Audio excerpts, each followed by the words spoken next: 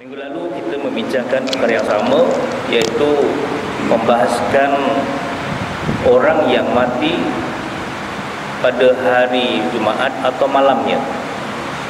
Telah dibahaskan bahawa dia adalah termasuk orang yang mati syahid, orang yang dikecualikan daripada siksa kubur.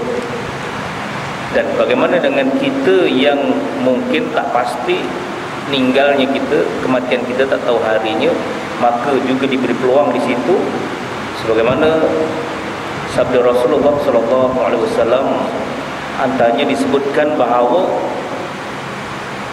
sabihatu yaumul jumu'ah yaqulu man qala sabihah yaumul jumu'ah qabla salatil ghida astaghfirullahalazim alladzi la ilaha illa huwal hayyul qayyum wa atubu ilaih thalatha marrat atau kama qala sab'ah marrah ghufirallahu dzunubahu wa in kanat dzunubahu mislu zubdil bahar.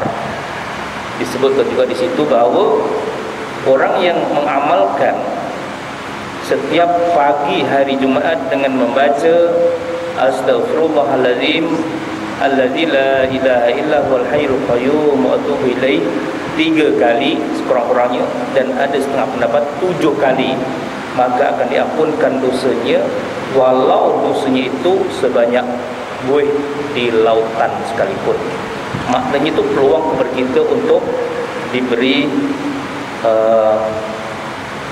pengampunan oleh Allah Subhanahu Wa Taala. Kalau seorang itu telah ditakdirkan meninggal hari Jumaat atau malamnya, dah itu rezeki dia lah. Cuma bagi kita tak tahu bila kita meninggal, maka Allah juga memberi, Rasulullah juga memberi kenyataan di sini bahawa orang yang mengamalkan ayat ataupun wirid yang disebutkan tadi, maka dia juga tergolong daripada orang-orang telah diampunkan oleh Allah Subhanahu Wa Taala. Dan juga disebutkan minggu lalu, kubur itu ada himpitan, disebut di sini picit. Himpitan tetap berlaku dalam kubur. Setiap orang akan mengalami himpitan kubur. Cuma dibezakan di sini bagi orang yang soleh, apabila dihimpit, maka himpitannya adalah secara lemah lembut dan ibarat dihimpit oleh ibu terhadap anaknya. Termasuk juga anak kecil yang tidak mempunyai dosa, apabila dikubur juga berlaku himpitan. Tetapi himpitannya umpama seorang ibu memeluk anaknya yang masih kecil dengan penuh kasih sayang. Bagaimana pula himpitan orang yang derhaka, maka akan dihimpit hingga berselisihlah tulang rusuknya. Itu adalah umpama digambarkan himpitan siksa kubur.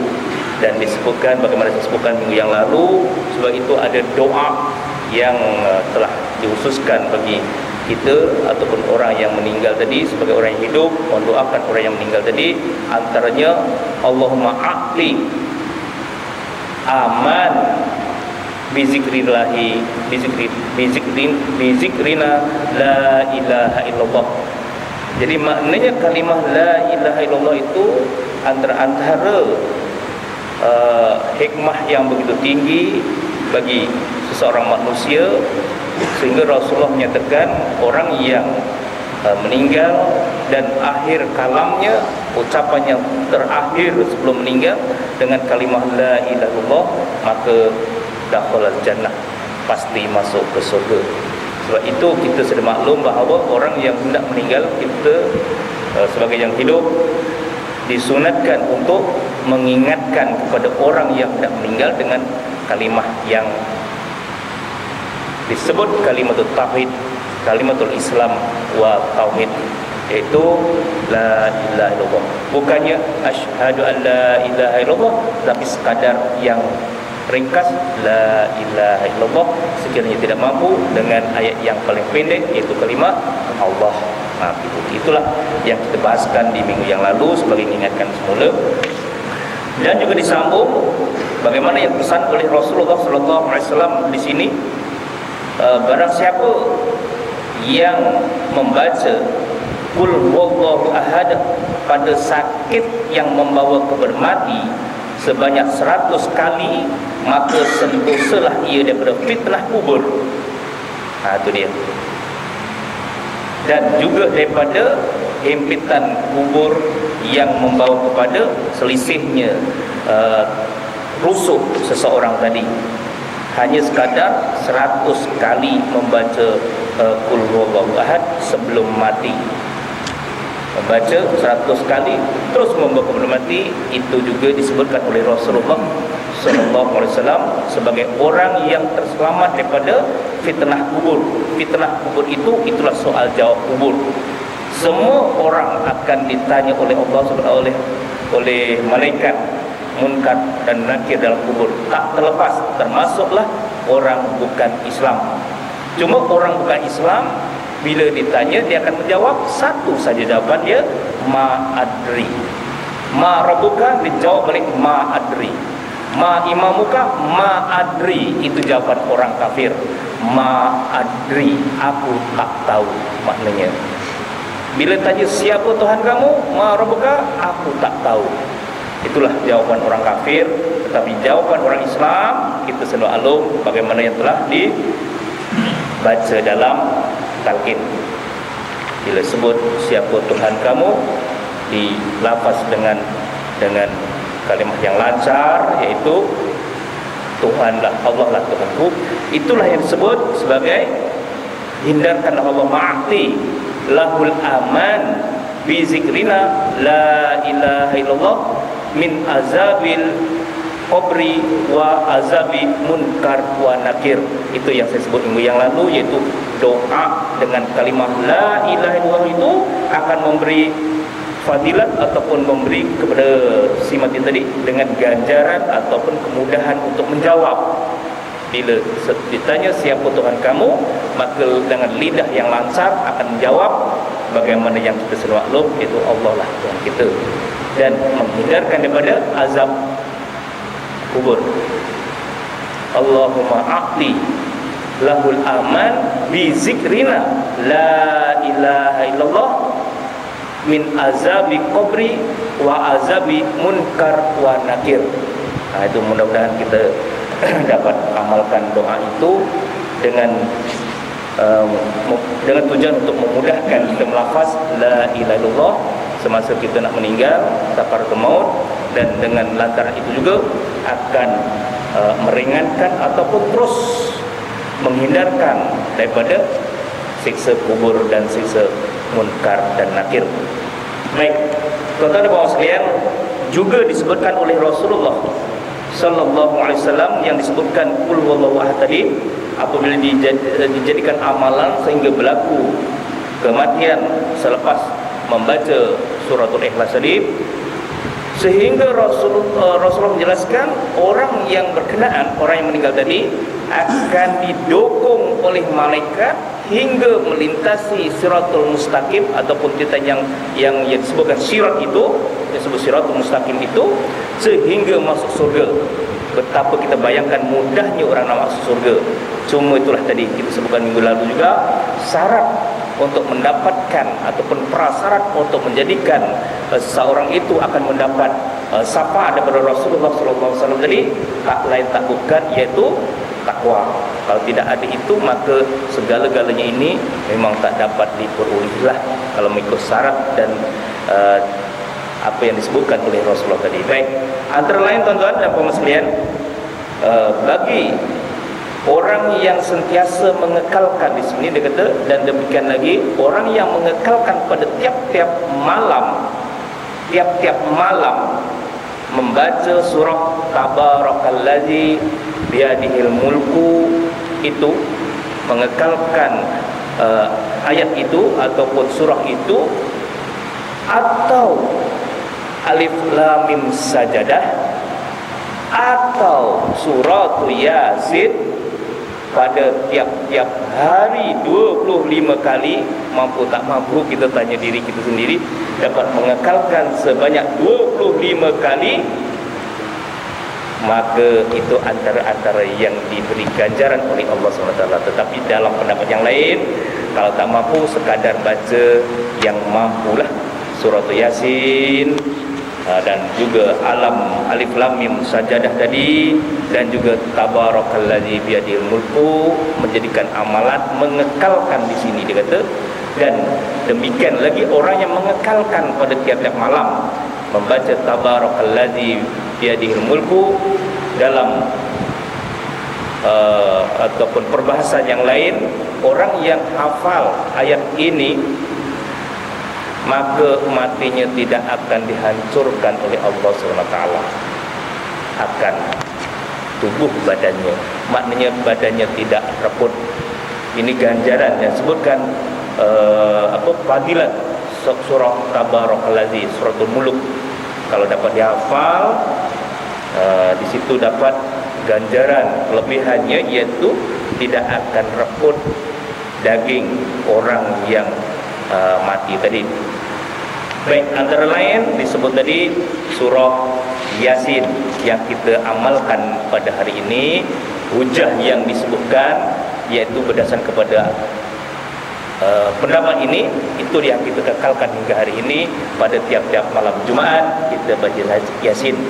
Cuma ada perbahasan di sana. Dalam hadis yang lain menjelaskan bahawa pada malam Jumaat antara yang patut dibaca, yang boleh dijadikan amalan, iaitu baca surah Al-Kahfi. Jadi maknanya hari ini kita baca surah Yasin. Tetapi dalam pendapat ini, pandangan ataupun pendapat para ulama ini, jangan kita tolak yang sana, tolak Yasin ini, akhirnya kita tak baca. Yang Yasin kekalkanlah Yasin, kerana dalam hadis yang lain menyebutkan Yasin ini adalah qalbul Quran, hati kepada Quran. Sebagaimana kita semaklum, hati Quran itu adalah surah Yasin. Barang siapa yang membaca maka ghufrallah, qari, orang yang baca tadi akan diampunkan oleh Allah dosanya, dosa orang yang membaca Yasin tadi. Jadi maknanya Yasin juga kita teruskan. Di samping itu, kalau dapat kita sambung dengan surah Al-Kahfi, kita sambunglah. Kalau tak dapat, dia baca sendiri. Maknanya jangan sampai kita kalau itu surah Kahfi je lah, Yasin kita tolak. Yasin ini sudah menjadi tradisi kita, bukan tradisi, amalan kita pada setiap malam Jumaat. Kerana ianya juga mengandungi ganjaran-ganjaran tertentu. Contoh disebut di sana, bacakanlah Yasin ke atas orang-orang yang mati. Jadi orang yang mati itu dibahaskan dalam hadis tadi. Apakah yang dimaksudkan orang yang tidak mati ataupun orang yang telah mati? Sebab Rasulullah sebutkan ala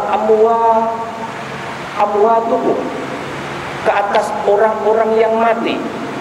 Bacakanlah Yasin ke atas orang-orang yang mati. Jadi pentafsir tadi, mentafsirkan atau muhaddisin, orang yang membahaskan hadis tadi, dua perbahasan. Pertama, dibacakan ke atas orang yang sebelum mati. Yang kedua juga boleh dibaca ke atas orang yang telah mati. Jadi berlakulah dua pendapat. Orang yang akan meninggal pun dibacakan Yasin supaya mudah rohnya keluar. Orang yang dah mati pula dibacakan juga, hujahnya pun ada juga. Disebut dalam sana, man dukhila alal maqabir fa quri'a surat Yasin fa khufifa anhum, kata Rasulullah. Barang siapa yang masuk kawasan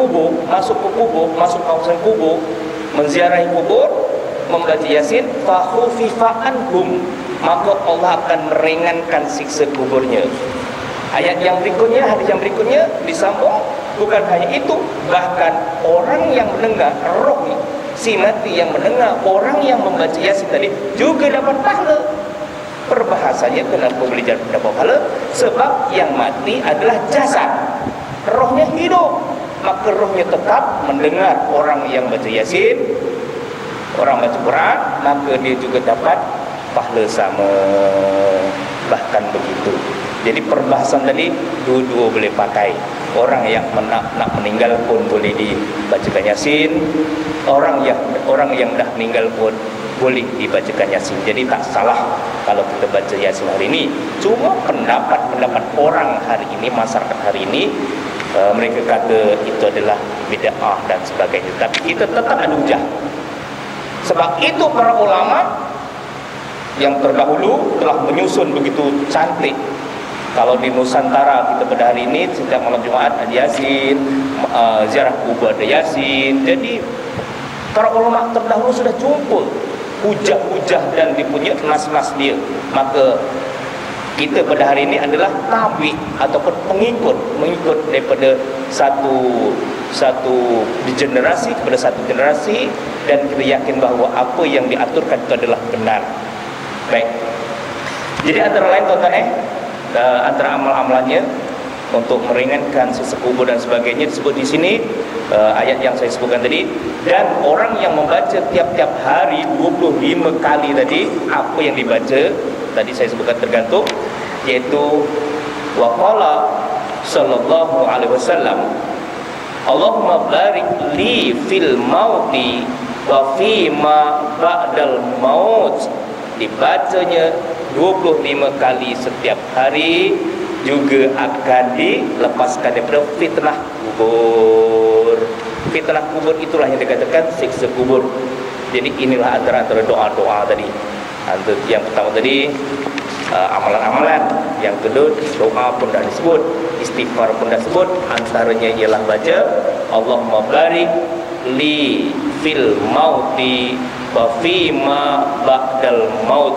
Antara maksudnya, Allahumma barik, ya Allah ya Tuhanku, berkatilah bagi diri kami fil mauti, dalam masa datangnya maut terhadapku, wa fima ba'dal maut, dan apa yang datang selepas kematianku.